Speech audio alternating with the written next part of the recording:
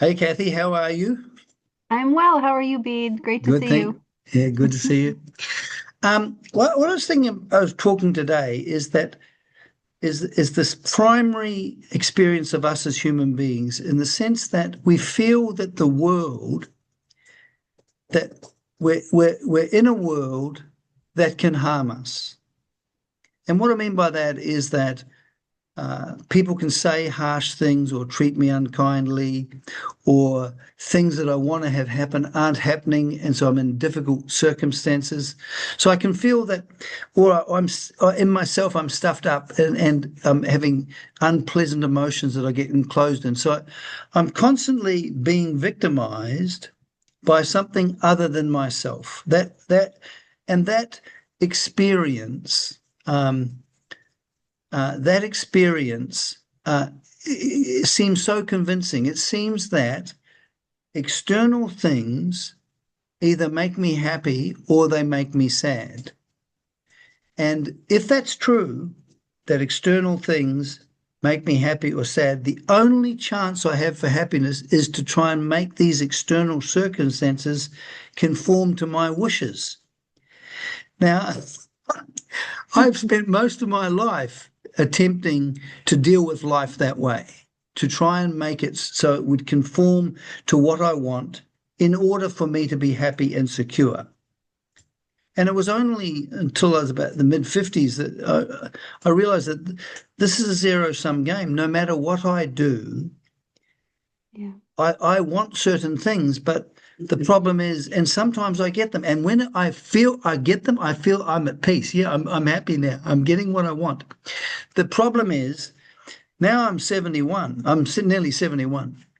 And I understand that in the next 10 years, and probably I will confront the fact of old age, sickness, and death, which again is this world is like what the Buddha said. It's fundamentally there's something dissatisfying about it. There's a Mhm. dissatisfaction here, and so if if it's true that the world makes me happy or it makes me sad, I can't help but experience myself as a victim, and I'm often experiencing myself as a victim. And when I find the world so harsh, of course, I've done in the past had nicer notions about the world. It's really a nice place and stuff. I've tried to put lipstick on a pig in Yeah. order to feel happy. Mhm. But fundamentally, there's this experience of being victimized by something external, something in front of me, something in front of me that might be a feeling. Okay, I'm feeling depressed and I hate this. Or interpersonally, I'm having an argument and that they're really giving me the heebie-jeebies. I just, they're just annoying me, or you have made me angry, or I'm very upset about that. So when I'm unhappy, if I look at the structure of the unhappiness by just looking at how it displays itself in my life, there's always a preoccupation with something other than myself. So my attention is glued on something other than myself. Mhm. And I have a disturbance in my heart. Okay, so, and that irrespective of all the different forms that this unhappiness takes, the location is in my mind. I'm obsessed or I'm fixated on objects, and always one at a time, this particular object here, and I'm disturbed about it. And it's an interesting thing in the old days, in the medieval times, they talked about the mind and heart of man, right? And the Course will say that, yes, that's the location of the problem, the mind and the heart. And unless the mind and the heart undergo a transformation, we're in serious trouble. But I'd just like you to speak to this experience of being victimized, not looking at it, and we're going to go into the solution of it, Yeah. but the fundamental belief that most people will agree that yes, external things upset me, Hmm. and therefore I'm a victim. And I'm experiencing myself as a victim. And no matter how clever I get, and no matter how I improve my function and my functional skills and my ability to communicate and all of that stuff, old age, sickness, and death are going to take everything away from me. It Yes, seems that way anyway. right. When we talk about being a body in a world, we could start with the fact that we just have so many needs before we even get to interacting necessarily with others. I have psychological needs. I have physical needs. I have to eat. I have to drink. I have to make sure I'm physically healthy. I have social needs. And so we've got this myriad of needs. And when those needs aren't met, it's very disturbing and uncomfortable for us because that's all we know of ourselves, that I have to fill all of my needs. So if I have a need for shelter, I don't have that, then I become fixated on that problem and I have to solve that problem before I can reach any other need. And when I get upset, I blame something outside of me because I've just done my best to try to meet that. And the course kind of boils out, talks about it actually being a body in the world in great detail, but also just says very simply, bad things seem to happen. And then our job is to navigate through these bad things that seem to happen, that seem to upset us so much, that cause me to despair, to experience psychological pain, physical pain, heartbreak. And when all the chess pieces on my board seem to line up in a way that I have a preference for, I call that happiness. And what we do until we learn another way is to direct all of our efforts to getting our needs met in this world and getting rid of the things that seem to hurt us.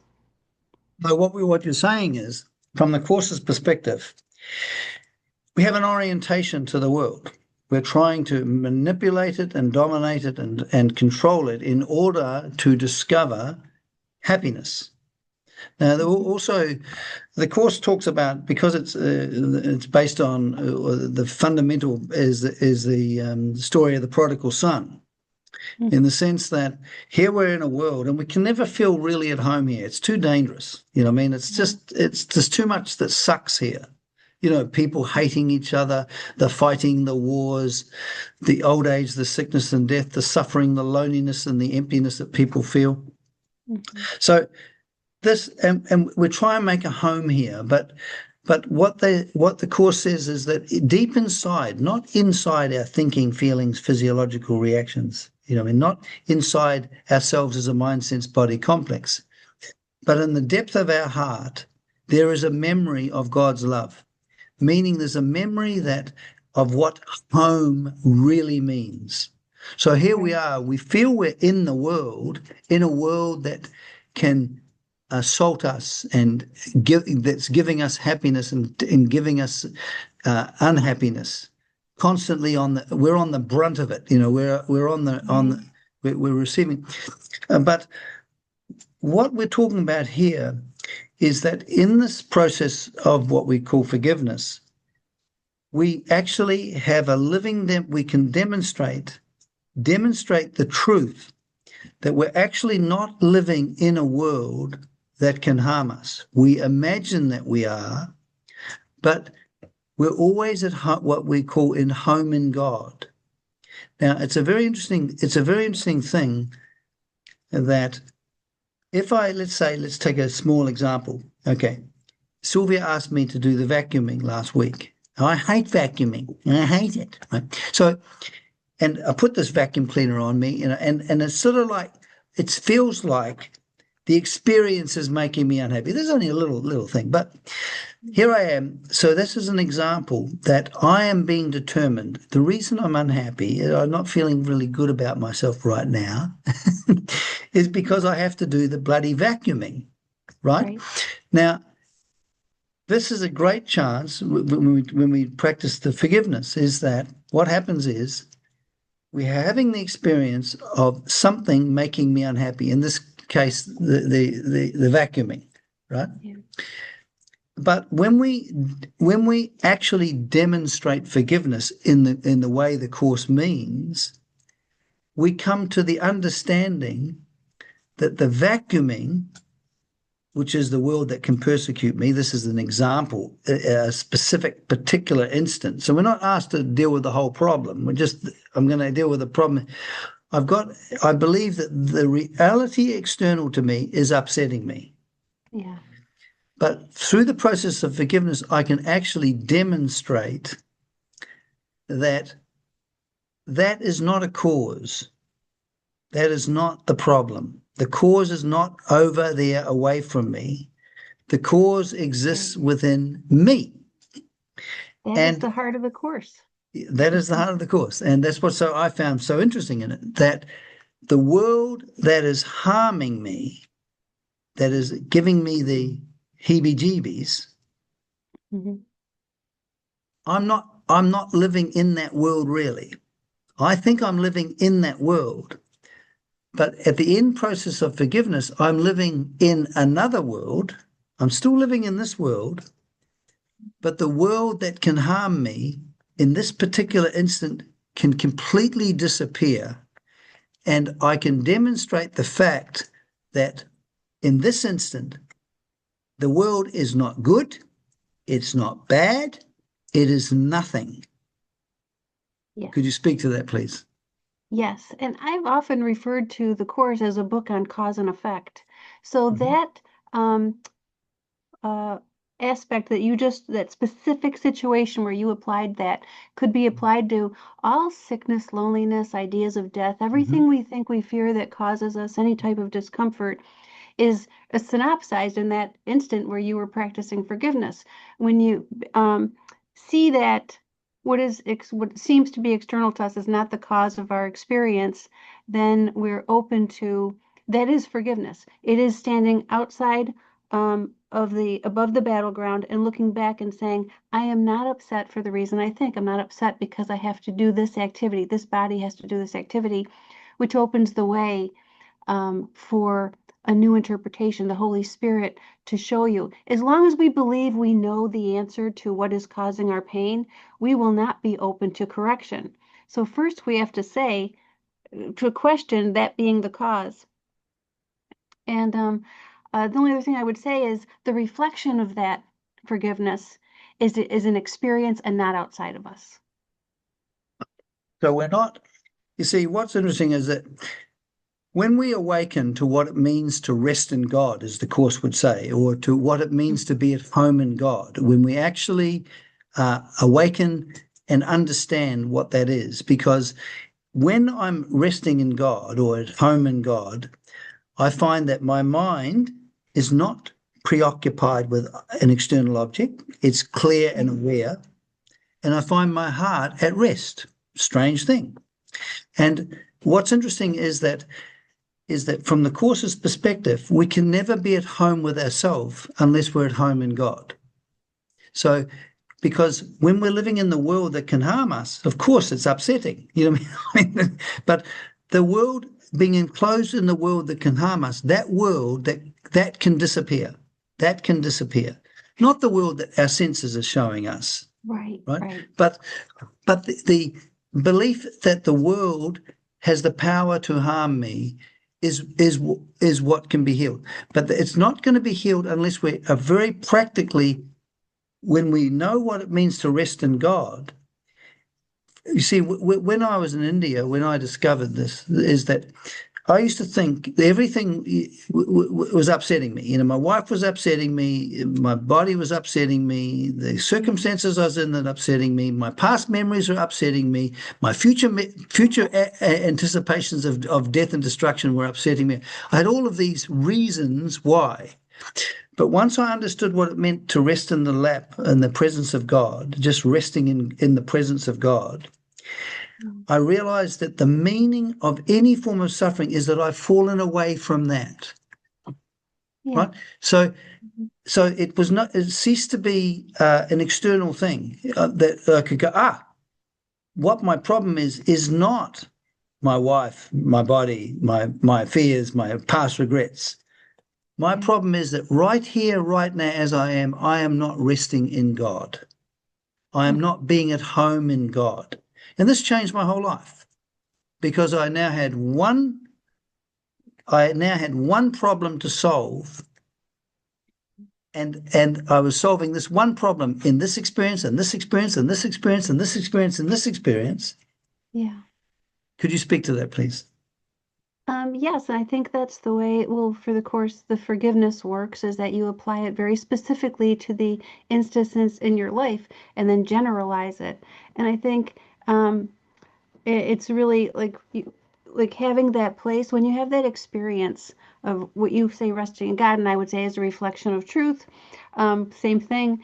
When you have an experience of that, that is the quiet center you can return to. But it's resistance that makes us fall back.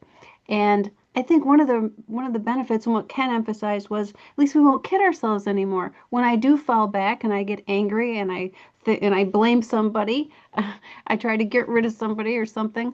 I know what I'm doing. I'm having an ego attack. And I have that quiet center to return to um, when I'm ready to let go of that interpretation. Right, because now that's interesting. Because in India, I could never work out why do I keep falling away. All right, Yeah. why do I keep falling away? Because they didn't really answer that.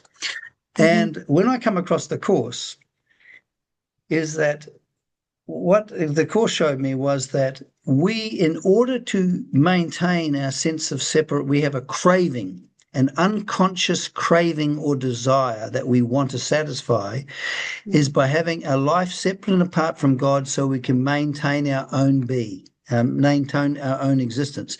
So we're fundamentally opposing in order to actually uh, in order to have my own being, I have to literally oppose or get rid of the cognition of God's presence, Yeah. because otherwise I'm not me in all my glory. And Right. And what we call that is insanity. yes, and so we have this dynamic movement in our life to be separate and apart from God. Because I know that when I get angry, there's something I'm satisfying. I can tell it. There's something I'm satisfying. Even when I'm getting upset about emotions, there's something I'm satisfying. Because why do I get upset and why do I chew over past experiences? What's all that about? What's the meaning of that? Mhm. The meaning of that is that this this striving to be separate and apart from God in order to have my own be, which is at the level of the mind, it's above the empirical existence.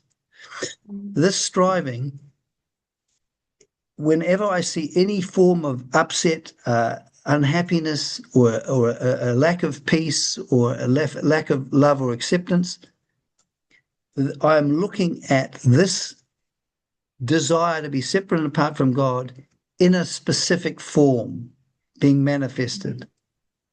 And and it's interesting how the course says something, and I'd like to speak to this. It says that love does not oppose. Now, it's really interesting. Being an ego is opposing, Mhm. but it's interesting when I'm at home in God, I find that I'm being accepting. I'm opposing nothing. I'm not opposing myself. I'm not opposing other people. I'm not opposing the world. I'm not opposing my past. I'm not opposing my imagined future. There is this non-opposing. Could you speak to that, the juxtaposition between a life that where we're fighting and opposing, a life of Yes. violence fundamentally, by the way, and this Yeah. peace where there's no opposing?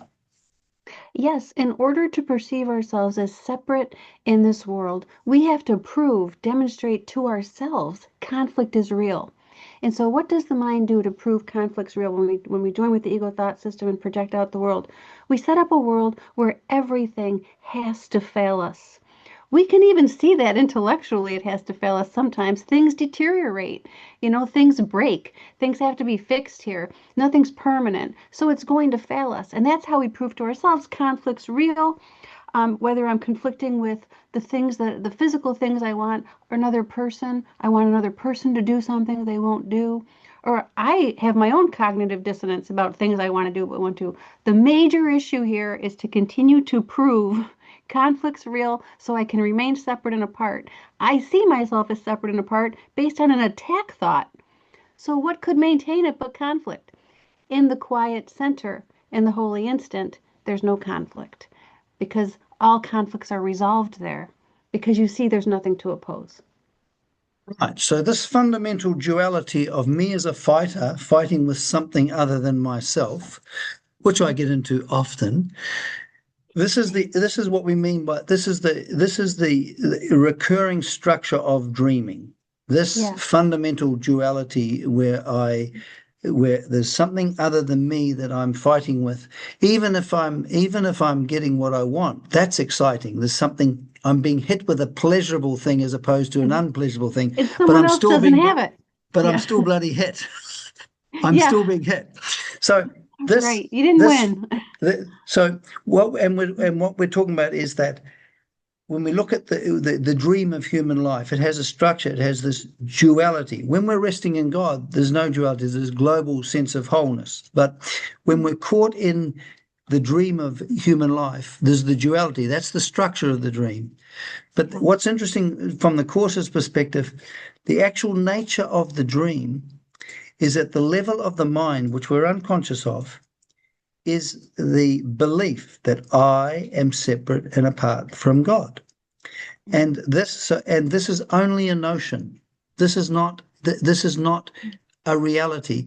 But when that notion is constantly turning into the experience of our lives, Hmm. we're battling with the experience.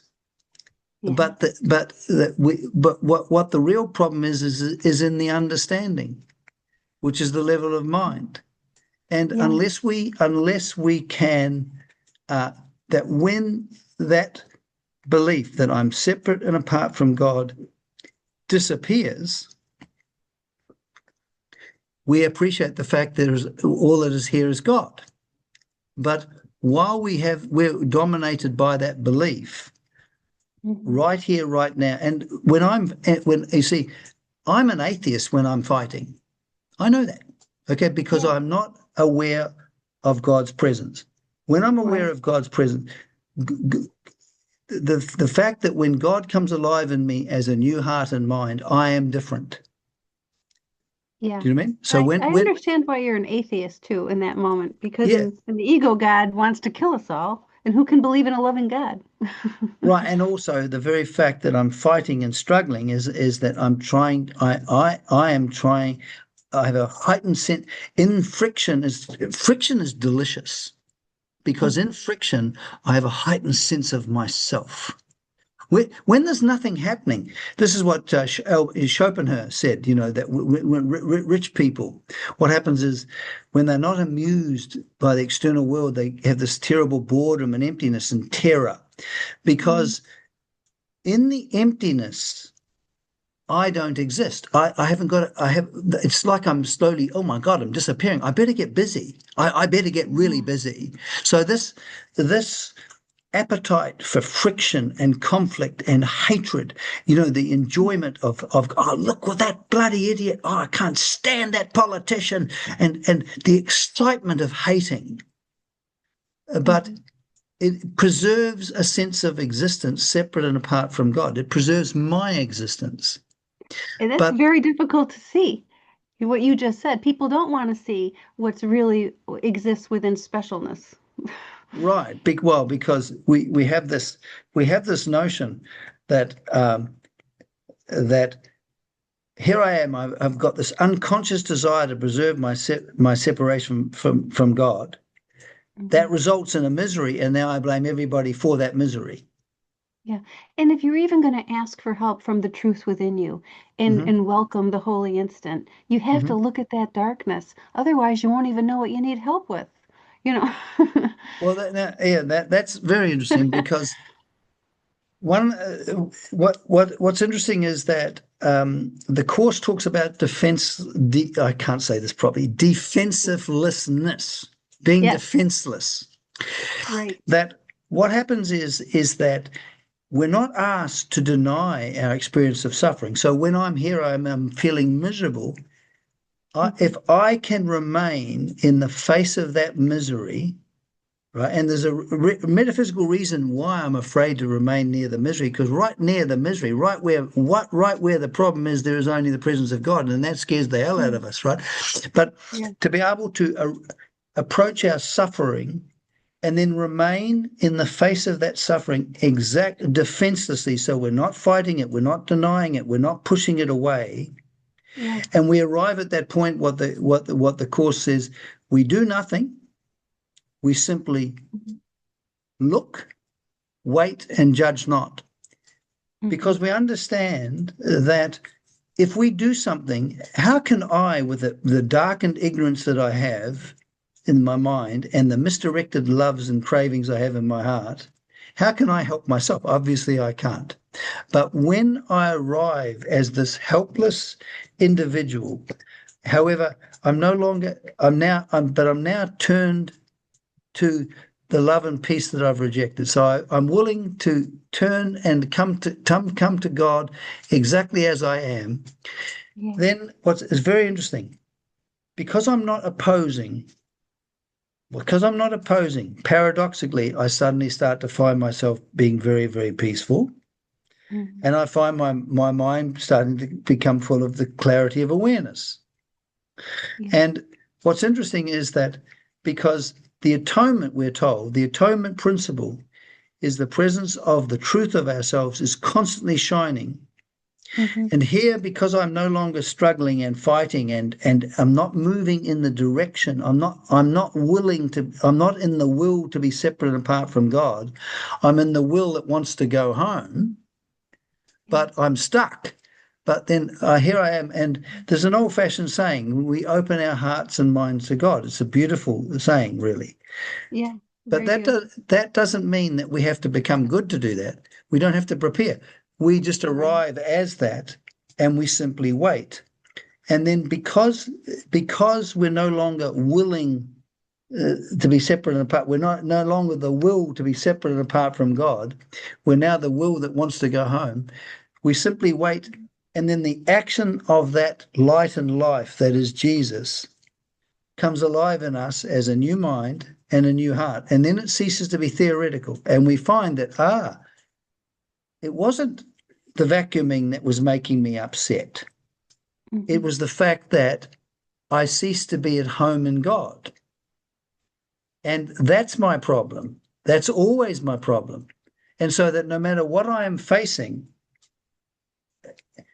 I'm proving to myself that my problem wasn't the vacuuming, it was me, the centered on me. It was that I was no longer resting in God. I was no longer at home in God. And that's fundamentally my problem.